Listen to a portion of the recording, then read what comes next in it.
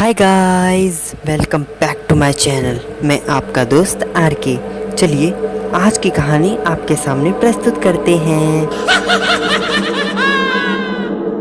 एक बार की बात है, एक लाडपुर नामक एक राज्य हुआ करता था। वहाँ का राजा का नाम आर्यन था। उसकी दो पुत्री थीं, सुनैना और सुगंधित। सुनैना सभी क्रियाओं और पठन पाठन में निपुण थी, परंतु सुगंधित को ये सब क्रियाएं में कोई दिलचस्पी नहीं थी। वह सिर्फ खाना पकाना उसे बहुत ज़्यादा पसंद था। वह हर तरह की स्वादिष्ट सब्जी बनाती थी और उसे सारी सब्जियां और पेड़ पौधों का ज्ञान था। सुनैना और सुगंधित में बनती नहीं थी, क्योंकि सुनैना थोड़ी घमंडी प्रकार की लड़की थी। उसे उसकी बहन से ही चिढ़ थी, क्योंकि उसे सभी क्रियाएं आती थी और उसकी बहन को एक भी क्रियाएं नहीं आती थी।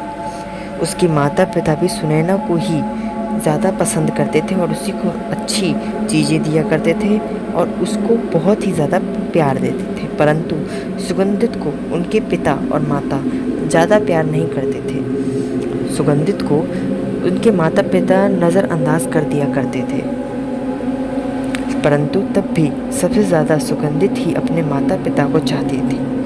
वह अलग अलग तरह से सब्जियां काटती और उन्हें बनाती थी। एक दिन जब पूरा राज परिवार अपने राज्य का भ्रमण व घूमने आया था, उस दिन सारा परिवार एक संग जंगल के बीचों बीच गांव जो बसा हुआ था वहां मिलने गया था।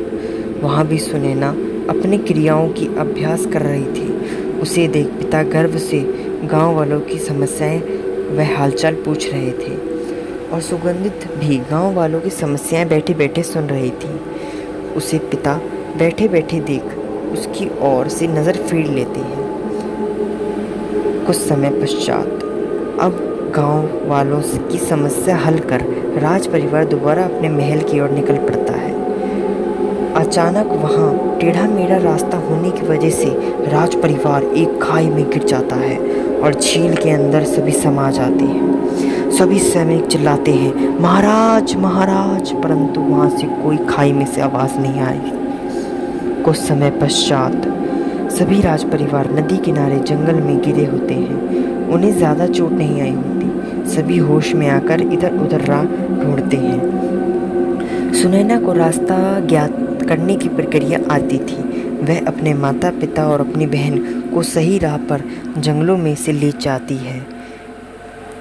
राजा अपनी सुनैना को देख बड़े ही खुश होते हैं, परंतु वह अपनी दूसरी पुत्री को देख निराश हो जाते हैं और कहते हैं कि सुगंधित, तुम्हें कुछ नहीं आता?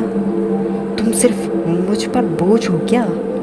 मुझे आज पता चल गया कि तुम मुझ पर बोझ हो। सुगंधित यह सब सुन थोड़ी नाराज हो जाती है, परंतु वह अपने पिता को सम्राट देख खुश हो जाती है कि मैं एक ऐसे सम्राट की पुत्री हूँ जो कभी हार नहीं मानता।